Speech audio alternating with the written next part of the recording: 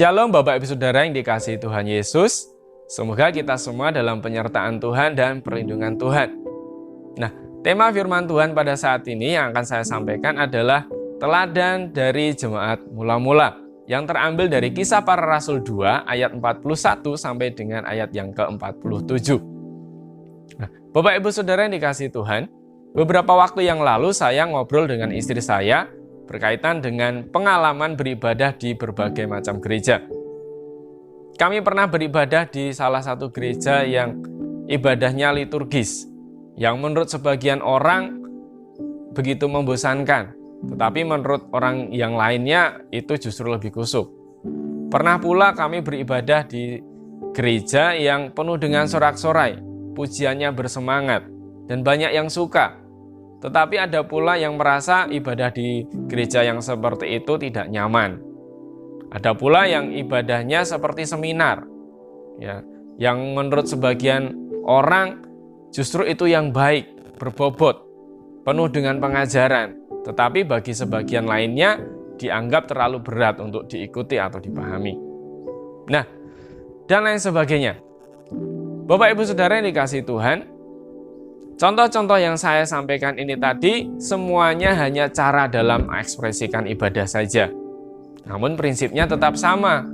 Dasar yang dipakai tetap Alkitab dan Tuhan yang disembah tetap Tuhan Yesus Kristus. Kalau cara beribadah mungkin berbeda-beda sesuai dengan pemahaman dan penafsiran mereka masing-masing. Tetapi untuk prinsip hidup atau cara hidup seharusnya tidak saling bertentangan. Benar tidak Bapak Ibu Saudara?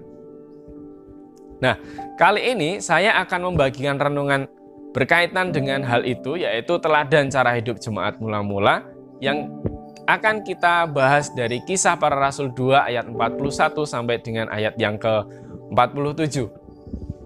LAI, Lembaga Alkitab Indonesia, memberikan judul perikop ini Cara Hidup Jemaat yang Pertama. Bapak Ibu Saudara silahkan mempause video ini untuk membaca perikop tersebut. Jika sudah, mari kita lanjutkan. Kita tahu bahwa setelah Yesus naik ke surga, pelayanannya di bumi ini diteruskan oleh Roh Kudus.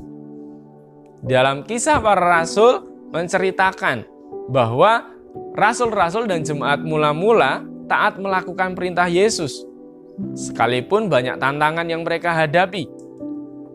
Nah, mereka berhasil menjaga sikap hati mereka. Mereka berhasil menjaga sikap hidup mereka, menjaga iman mereka.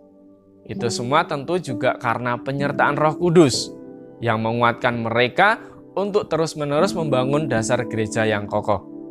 Saya percaya Roh Kudus yang sama juga menyertai kita sampai kepada hari ini, yaitu kita yang terus-menerus melayakkan diri untuk membangun gereja Tuhan sebagaimana telah dilakukan oleh jemaat mula-mula. Bapak Ibu Saudara yang dikasihi Tuhan, hal pertama yang bisa kita pelajari adalah jemaat mula-mula mau menerima dan tunduk pada firman Tuhan. Di ayat 41 dikatakan, orang-orang yang menerima perkataannya itu memberi diri dibaptis, dan pada hari itu jumlah mereka bertambah kira-kira 3.000 jiwa. Betapa luar biasa Bapak Ibu Saudara yang dikasihi Tuhan. Kata menerima di dalam ayat ini menggunakan kata apodexamenoi. Dalam ayat tersebut artinya menerima dengan senang hati atau welcome. Mereka menjadi jemaat mula-mula yang menerima firman Tuhan dengan senang hati. Mereka menyambut dengan positif. Ada kegembiraan ketika menerima firman Tuhan. Gembira karena menyadari inilah kebenaran yang selama ini mereka rindukan. Bapak Ibu Saudara yang dikasihi Tuhan, kegembiraan di sini bukan seperti contoh dalam perumpamaan seorang penabur. Gembira seperti tanah yang berbatu, di mana mereka bersuka cita waktu menerima, tapi kemudian segera murtad ketika pencobaan datang. Namun, kegembiraan ini mungkin lebih kepada contoh tanah yang subur, yaitu menerima dengan sukacita, mau mendengar firman itu, dan mau mengerti kebenaran. Bapak Ibu Saudara yang dikasihi Tuhan, melalui ayat ini hal pertama yang diteladankan kepada kita adalah bahwa jemaat mula-mula mau menyambut atau menerima firman Tuhan secara positif. Ini jelas menunjukkan bahwa mereka percaya kepada firman Tuhan itu dan bersedia tunduk pada firman Tuhan itu. Sebab setelah mereka menerima, mereka juga memberi diri untuk dibaptis. Baptis menjadi simbol penyucian dosa, menjadi simbol persatuan dengan Kristus, menjadi sebuah pengakuan diri kepada dunia untuk menjadi pengikut Kristus. Bapak Ibu Saudara yang dikasihi Tuhan, apakah kita memiliki sikap yang sama saat firman Tuhan diberitakan kepada kita? Apakah kita menerima dengan positif dan penuh kegembiraan? Nah, kemudian yang kedua yang bisa kita pelajari dari perikop ini, Bapak Ibu Saudara yang dikasihi Tuhan, adalah tekun dalam pengajaran firman Tuhan. Di ayat 42, mereka bertekun dalam pengajaran rasul-rasul. Kemudian di ayat yang ke-46, dengan bertekun dan dengan sehati mereka berkumpul tiap-tiap hari dalam bait Allah. Nah, gereja mula-mula begitu mencintai firman Tuhan. Dan karena itu, setelah menerima atau menyambut firman Tuhan, pengajaran firman Tuhan, mereka juga berusaha bertumbuh di dalam firman. Di ayat 42, dalam teks Yunaninya, Bapak Ibu Saudara yang dikasihi Tuhan, itu menjadi satu kalimat yang tidak terpisah. Dalam ayat ini menyebut 4 hal: pengajaran rasul-rasul, persekutuan, berkumpul untuk memecahkan roti, dan berdoa. Kesemuanya itu dilakukan dengan bertekun. Nah, kata yang digunakan adalah proskatereo, yang artinya menghadiri secara konstan. Keempat hal tersebut diikuti dan dilakukan oleh jemaat secara konstan, bukan saat sedang pengen saja atau melakukannya dengan bolong-bolong. Bapak Ibu Saudara yang dikasihi Tuhan, menarik sekali bahwa dalam ayat 42 ini firman Tuhan atau pengajaran rasul-rasul ditempatkan pada urutan yang pertama. Hal ini menunjukkan bahwa hal yang paling penting bagi gereja adalah firman Tuhan. Firman Tuhan harus menduduki tempat yang terutama atau paling penting di dalam gereja. Dan inilah pelajaran kedua yang bisa kita teladani, Bapak Ibu Saudara yang dikasihi Tuhan, yaitu bertekun dalam pengajaran firman Tuhan. Kadang-kadang terjadi di mana jemaat datang beribadah karena supaya bisa leluasa memuji Tuhan, atau karena bisa bersekutu bersama jemaat yang lain, yang kadang-kadang kurang memperhatikan firman Tuhan. Puji-pujian dan persekutuan memang penting, Bapak Ibu Saudara yang dikasihi Tuhan. Dan yang lebih penting dari itu adalah firman Tuhan. Tetapi ini juga bukan berarti kita disarankan cukup mendengarkan firman Tuhan saja. Tidak. Selain kita memperhatikan firman Tuhan, kita juga tidak boleh meremehkan yang lain, yaitu tentang pujian, tentang persekutuan, dan lain sebagainya yang berkaitan dengan ibadah kita. Nah, Bapak Ibu Saudara yang dikasihi Tuhan, bertekun dalam pengajaran firman Tuhan ini sebaiknya atau bahkan seharusnya dilakukan secara rutin.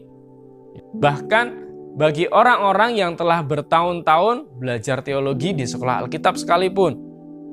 Jadi setelah sekian tahun belajar, jangan berhenti. Sebaiknya dilakukan terus-menerus. Saya pernah sekolah di sekolah teologi. Nah, sampai hari ini pun, sekalipun saya sudah lulus, saya juga berusaha untuk belajar pengajaran firman Tuhan. Sebab pengajaran firman Tuhan bukan sekedar ilmu yang harus dikuasai pada saat tertentu saja, tetapi itu berguna untuk menolong kita, membimbing kita dalam kehidupan kita sehari-hari. Jangan pula kita rajinnya hanya saat KKR, rajin mendengarkan firman Tuhan saat ada seminar, saat ada retreat saja. Tetapi bertekun dalam pengajaran firman Tuhan secara rutin, baik itu dalam kebaktian, dalam komsel, saat teduh pribadi, itu jauh lebih penting dan berguna bagi pertumbuhan iman kita, Bapak Ibu Saudara. Nah, ibarat kalau kita makan, lebih baik makan sederhana tapi 3 kali sehari daripada makan makanan mahal cuma 1 minggu sekali. Nah, ya kan? Kemudian poin ketiga yang bisa kita pelajari dari perikop ini adalah tekun bersekutu. Nah, di ayat 42 dikatakan mereka bertekun dalam persekutuan. Nah, di ayat 46 dikatakan mereka berkumpul tiap-tiap hari dalam bait Allah. Nah, kata persekutuan, Bapak Ibu Saudara dikasih Tuhan, di sini menggunakan kata koinonia, yang artinya persekutuan rohani, yang artinya persekutuan dalam roh. Ada kesadaran bersekutu sebagai pengikut Kristus. Nah, tekun dalam persekutuan ini tentu tidak berarti jemaat mula-mula tinggal di dalam satu rumah, tetapi lebih merujuk kepada mereka sering bertemu dan sering bersekutu. Firman Tuhan mencatat bahwa jemaat mula-mula bertekun di dalam persekutuan. Nah, mereka disebut bertekun dan sehati. Persekutuan mereka bukan hanya sekedar berkumpul, tetapi ada kesehatian di antara mereka. Jemaat mula-mula suka berkumpul di Serambi Salomo. Jemaat juga suka berkumpul di rumah-rumah jemaat, misalnya di rumah Maria, Ibu Yohanes yang disebut juga Markus, seperti di dalam tercatat dalam Kisah Para Rasul 12 ayat 12. Nah, persekutuan tidak bisa hanya dilakukan sekali seumur hidup, ataupun hanya dilakukan kalau ada waktu saja, Bapak Ibu Saudara dikasihi Tuhan. Meski Roh Kudus memampukan jemaat untuk bersekutu, tidak akan maksimal jika jemaat tidak ada ketekunan untuk bersekutu, tidak ada kerinduan untuk bersekutu. Jadi persekutuan itu penting. Persekutuan adalah sesuatu yang sangat penting. Tanpa hal ini gereja tidak bisa bertumbuh, Bapak Ibu Saudara yang dikasihi Tuhan. Sebagaimana yang telah dilakukan oleh jemaat mula-mula, gereja saat ini juga harus memelihara persekutuan. Jangan sampai menyia-nyiakan kesempatan untuk bersekutu. Nah, bahkan di situasi pandemi saat seperti ini sekalipun, kita tetap dapat bisa melaksanakan persekutuan secara virtual, misalkan dengan video conference atau pakai media sosial yang lain. Kita percaya Roh Kudus yang tidak terbatas ruang dan waktu tetap sanggup untuk menyertai dan memampukan kita untuk tekun bersekutu, bahkan di situasi sulit sekalipun. Yang keempat,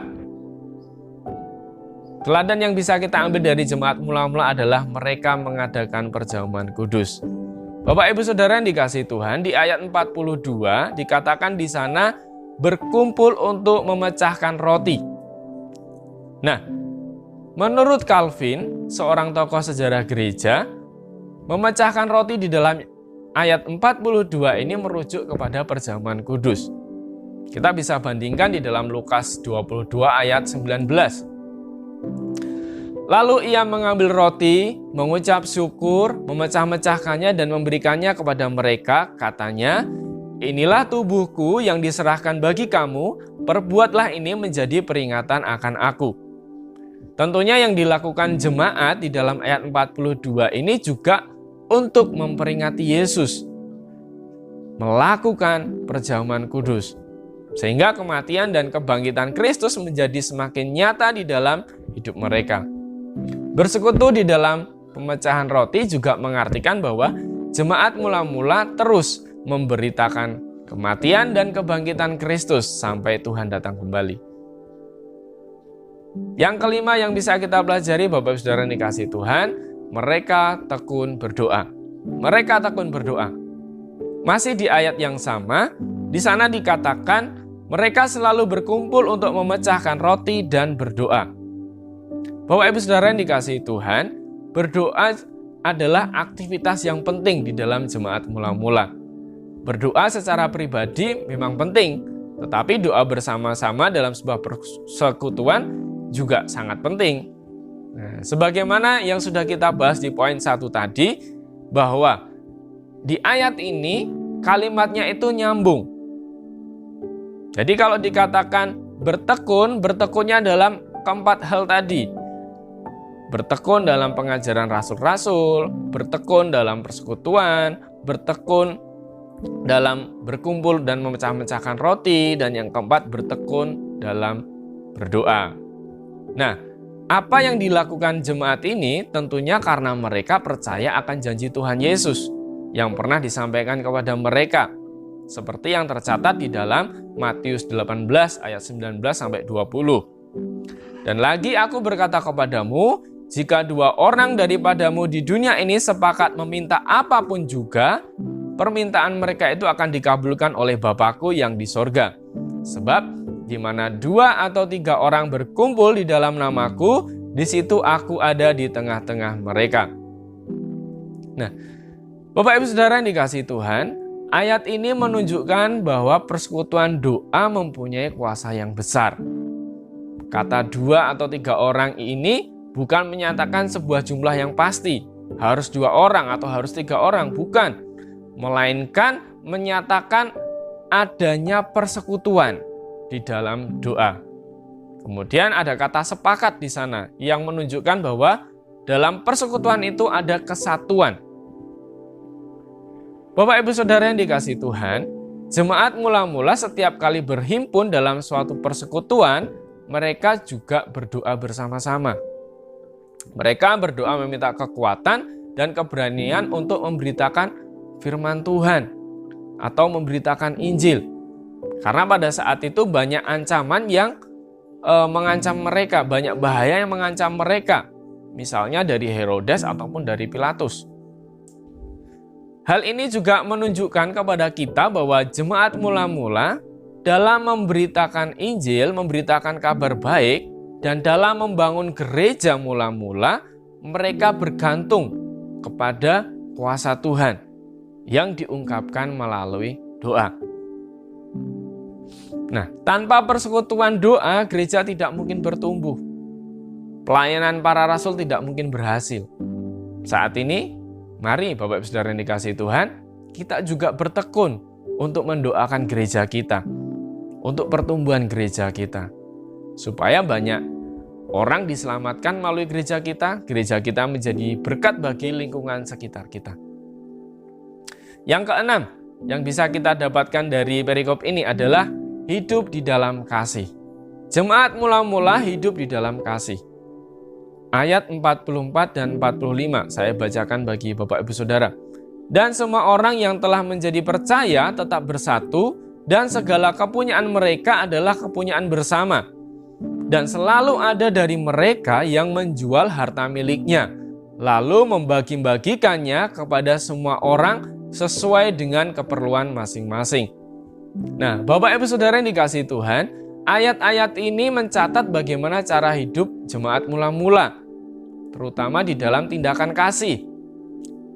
Ini tidak berarti bahwa semua orang menumpuk hartanya menjadi satu, kemudian semua orang boleh menggunakan semaunya. Bukan.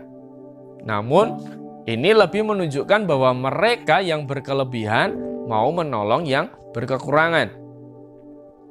Hal ini dapat terjadi dan dapat dilakukan oleh mereka tentu karena ada karya Roh Kudus di antara mereka. Ada dorongan Roh Kudus. Ada Roh Kudus yang menggerakkan mereka. Nah, semua orang yang telah menjadi percaya dimampukan untuk tetap bersatu.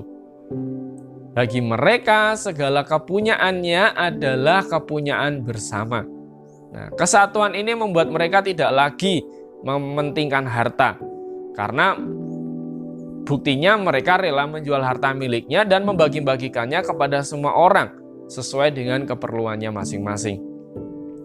Bapak Ibu Saudara yang dikasihi Tuhan, tujuannya apa? Tujuannya tidak lain dan tidak bukan adalah supaya tidak ada yang berkekurangan di antara mereka. Ini adalah suatu aksi yang tanpa paksaan.